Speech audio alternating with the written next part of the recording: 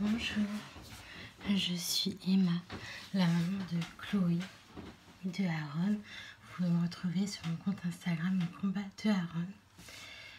Je voulais faire une petite vidéo qui parle donc de budget. Je vais vous montrer comment faire une fiche de budget sur Excel. Alors déjà, en premier temps, on enregistre son document.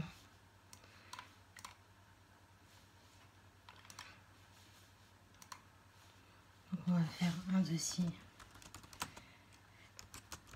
budget mensuel pour le mois de mai. Hop. Là on va mettre mai. Et voilà, donc là il est enregistré. Donc on va ensuite voir pour la mise en page. Donc on va faire une orientation paysage et étroite, des marges étroites. Donc là on va commencer à mettre en place le tableau. Donc j'ai tout sélectionné et je vais le mettre en ligne comme ça. Donc on va le mettre en première ligne prévisionnelle mois de mai. Je vais tout sélectionner jusqu'au bout de ma ligne, jusqu'à la L, et je vais faire fusionner. Donc ça va me centrer tout sur une ligne. Ensuite, donc j'ai marqué entrée. Enfin, on va juste mettre entrée. Donc salaire 1, salaire 2. Généralement, pour une famille, il y a la CAF. Et on va s'arrêter là pour les entrées d'argent. On va faire sur du basique. Donc là, on va mettre par exemple en salaire 1, on va mettre 1500. Et là, 1240. Et là, 200 euros. Donc là, on voit que c'est pas du tout en euros. Donc on va sélectionner toute la colonne en appuyant sur le B. Et on va aller ici. On peut appuyer directement là. Et là, ça nous change en euros. Donc là, on essaye de faire quelque chose d'un peu plus correct. Donc on commence à mettre en place un petit tableau. Il est à peu près. Voilà. Moi, ce que je fais, c'est que je fais aussi un remplissage. Un remplissage clair comme ça. Et je mets aussi du bleu pour différencier. Voilà, j'ai la souris qui a du mal. Pour différencier. Voilà. Pour différencier donc les entrées d'argent et les sorties. On va aussi mettre. Et là, on va aussi mettre en gras. Voilà. Donc là, on va mettre les sorties. Et donc, dans les sorties, il y a donc EDF, enfin gaz, électricité. On va regrouper tout ça en un. Eau, donc téléphone. Téléphone plus internet, on va mettre ensemble. Plus internet.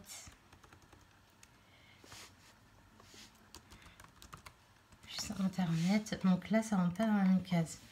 Donc qu'est-ce qu'on fait? On appuie là, renvoyer à la ligne automatiquement. Et donc ça renvoie à la ligne.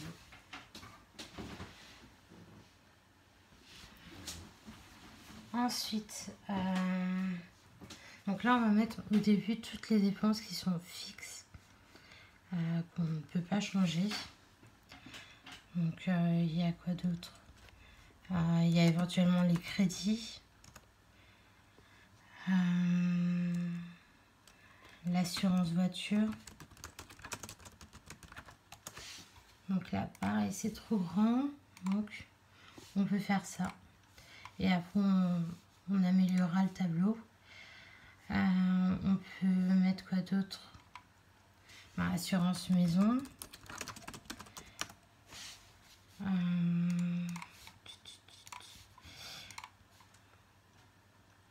Bon, voilà, on va s'arrêter là. Ensuite, donc, les dépenses non fixes, donc qui peuvent varier d'un mois à l'autre. Donc, les courses. Les habits. Ah oui, et puis ça peut être pas mal de rajouter là la scolarité. Bon, il y a des frais de cantine, des frais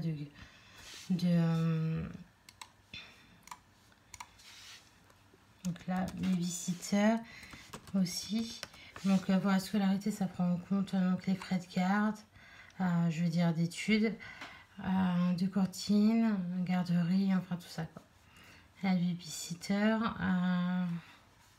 Donc là, s'il y a une babysitter, là, il va falloir qu'on rajoute donc, le CMG, le complément de mode de garde. On va mettre aussi 200 €. C'est des montants approximatifs hein, que je mets, c'est pas les vrais montants. Après, là, si vous aimez vous faire un cinéma, on peut rajouter cinéma. Et après, tous les achats que vous pouvez faire de manière occasionnelle, comme par exemple si vous commandez sur Amazon, si vous avez, je sais pas, si tous les mois vous savez que vous allez acheter à manger à la crèmerie, toutes les dépenses qui sont moins fixes. Et dont entre guillemets vous pourriez vous passer. Donc voilà, donc on va juste mettre ça, c'est déjà pas mal. Donc, et on n'oublie pas de sauvegarder de temps en temps en appuyant sur la petite disquette là. Donc on va remplir EDF, on va mettre 300 €, téléphone on va mettre 50 €, scolarité on va mettre 550, babysitter 600, crédit on va en mettre un tout petit, assurance voiture on va mettre 100 €, assurance maison pareil, course allez, on va mettre 600 €, les habits on va mettre 200 €, le cinéma on va mettre 50, Amazon on va mettre allez 20 et on va mettre 60 pour la crèmerie. Donc là, on va faire un petit tableau. On va rajouter ça. Et du coup, là, je vais tout mettre en rouge. Je vais tout mettre en rouge pour qu'on puisse bien différencier que ce sont des sorties. Et là, on va changer. On va mettre un fond... Voilà, un fond rouge comme ça. Donc, vous avez plusieurs possibilités de tableau. Donc, vous pouvez le mettre comme ça ou bien les sorties, les mettre, les mettre comme ça. Et à côté, comme ça, vous pouvez voir ce qu'il en est.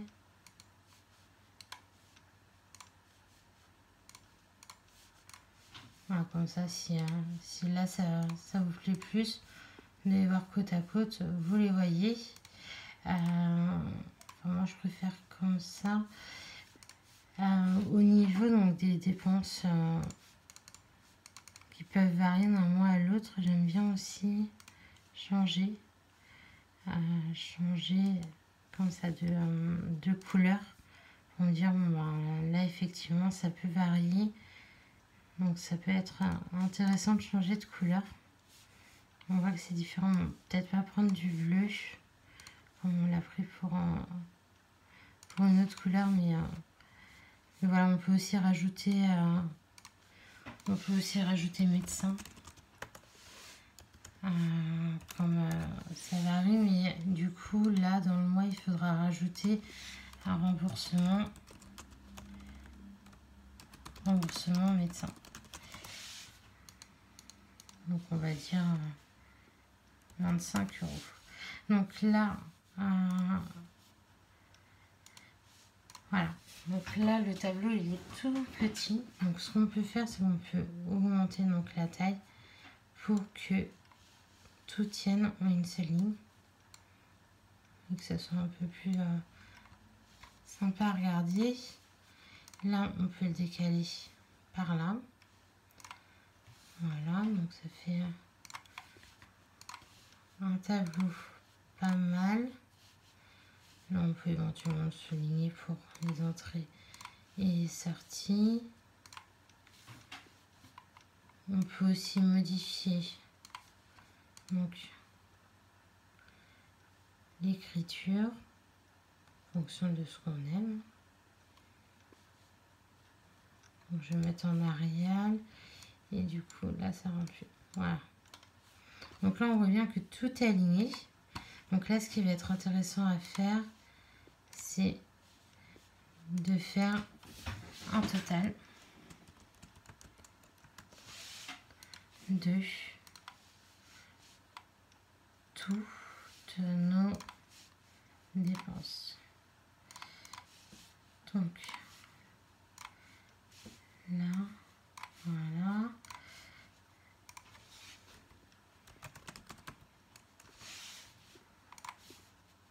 Et voilà. Donc on n'oublie pas de sauvegarder. Et là, on n'oublie pas de faire ça. Donc là, il faut que je mette en gras. Donc pour faire un total, c'est super simple. Donc vous faites égal somme égale somme.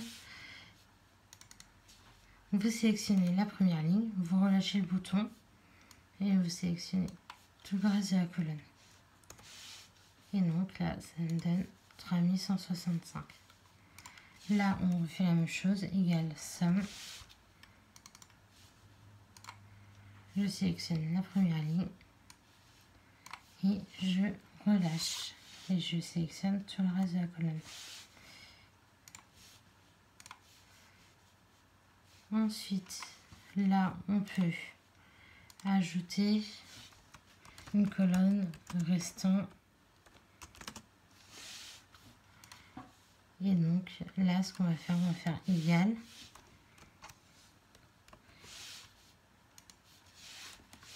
Donc, je sélectionne le premier total, moins le deuxième. Et ça nous fait un restant de... J'aurais dû le faire là. Un total restant de 210 €. Bon, bien sûr, c'est pas... Enfin, ça ne nous concerne pas. C'est des montants approximatifs que j'ai mis. Donc là, comme ça, en positif, je vais mettre en bleu. Et je vais mettre en gras. On va augmenter. On va mettre en...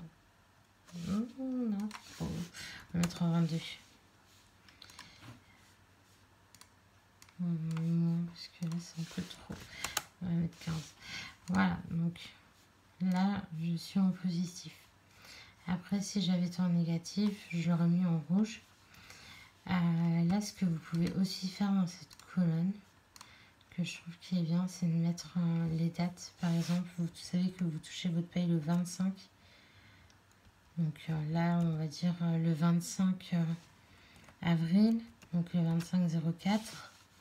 Donc là, pour modifier la date, vous allez dans personnaliser votre format.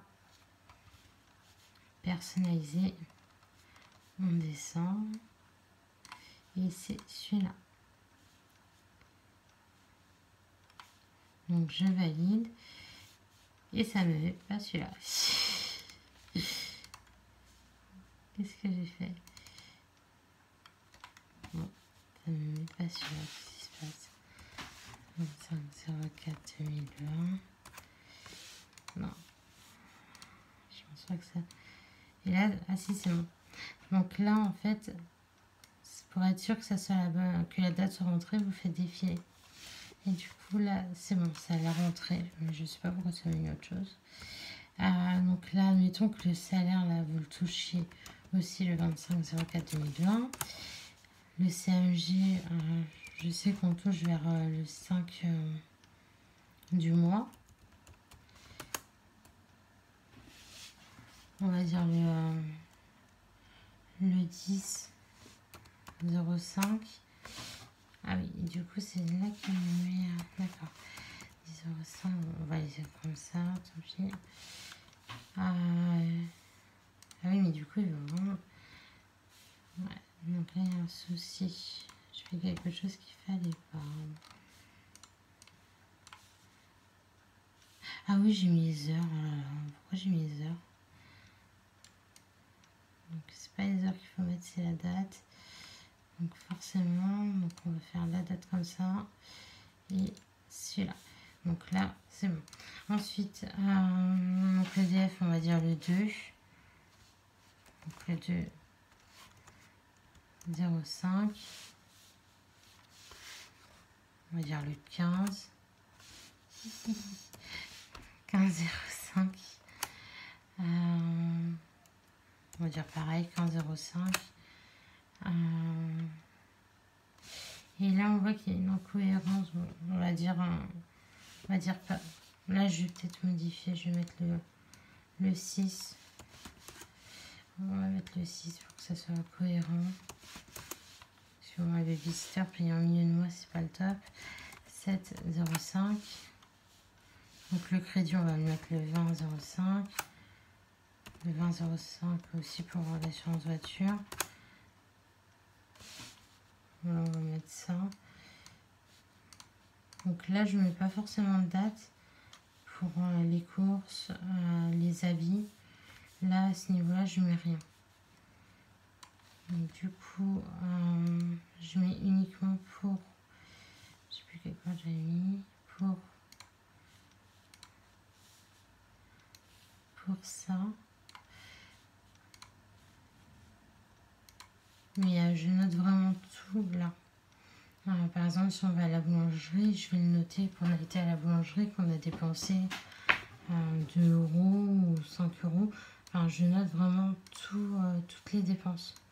Parce que des fois, 2 € plus 2 €, ça peut très vite grimper. Et au final, on se retrouve facilement avec plusieurs dépenses et on se dit bon, c'est des petites sommes, c'est pas trop grave, mais en fait si c'est grave parce qu'on ne se rend pas compte qu'on a dépensé autant. Donc moi je vous conseille, c'est de tout noter, ça vous savez exactement ce que vous avez en dépenses. Alors là c'est pour centrer, donc si vous voulez le mettre à gauche, au milieu, à droite. Moi j'aime bien quand c'est centré. Et là c'est pour le mettre vraiment au milieu de la case. Du coup je trouve que ça ajoute un effet un peu plus sympa visuellement. Là j'ai pas mis en rouge. Donc il faut essayer de respecter la police qu'on a déjà mise. C'était celle-là. Et là je suis plus en Arial, donc on va remettre. Donc voilà, donc ça donne ça. Après moi ce que j'aime bien faire, c'est faire des prévisionnels. Donc en fait je vais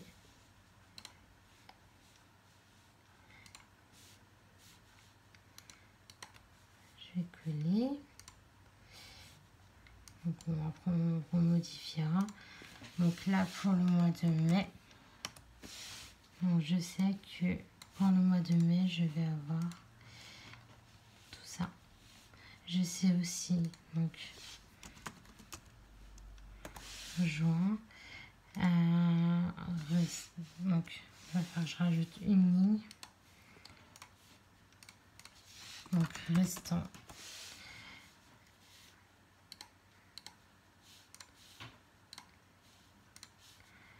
Donc là, on avait dit 210 euros. Donc, il va falloir qu'on refasse le calcul. Moins égale 210. Donc là, je sais que pour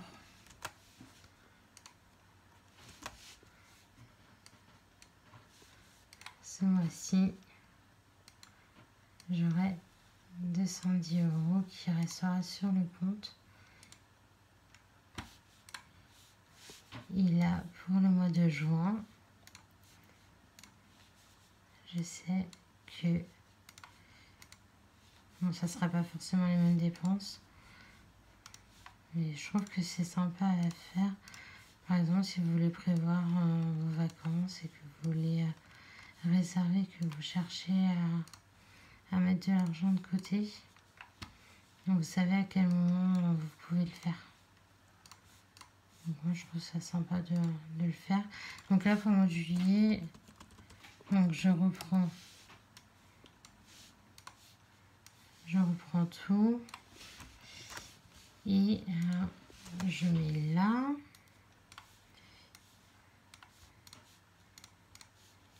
Et là, hop.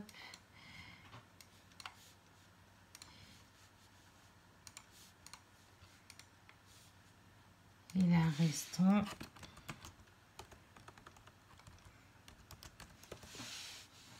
Donc, il ne faut pas oublier aussi, ça je n'ai pas encore fait, mais il ne faut pas oublier, donc là, au mois de mai, il me restait donc 210 euros. Donc là, il ne faut pas oublier de rajouter plus. J'ai été trop vite. Donc, de rajouter. Ah.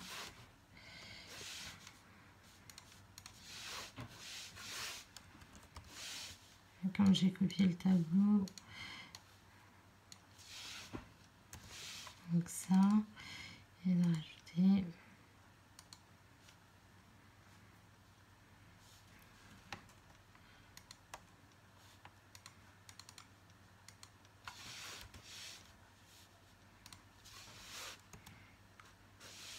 ouais, c'est pas du tout ça.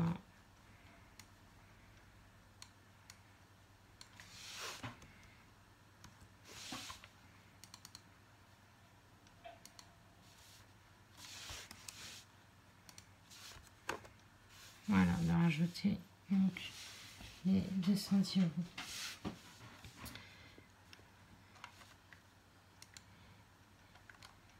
Et du coup, là, ça fait égal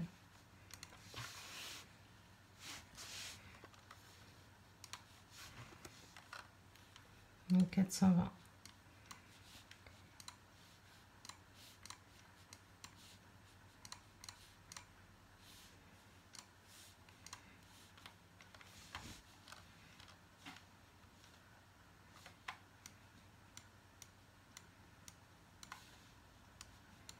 Ouais, du coup, vous pouvez le faire sur plusieurs mois.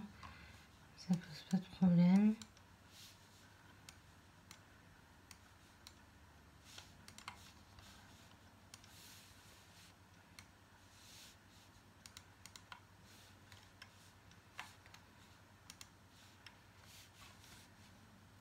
Quand on voit que ça augmente quand on est en positif. Donc voilà. Voilà un petit peu le tableau, à quoi il ressemble pour un prévisionnel. Bon, même si là, du coup, là, ça peut changer. Et aussi faire attention quand on passe le tableau d'un endroit à un autre, c'est qu'il y a un risque que là on perde en fait. Voilà, les formules, donc il faut les refaire pour justement quand on va copier l'autre colonne, ça pose pas de soucis.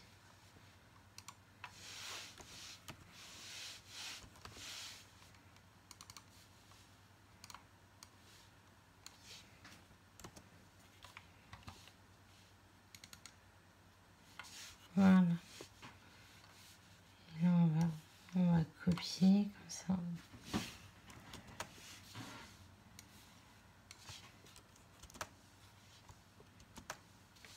Comme ça, vous verrez un peu ce que ça donne.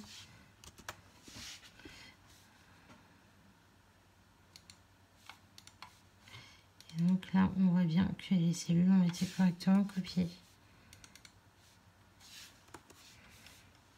Donc du coup, là, ça a changé. Mais ça a changé parce que là, j'ai changé. Donc là, on va recopier. On va recopier celle-là. Et on va la mettre là pour avoir le bon. Et là, on voit que ça a été copié.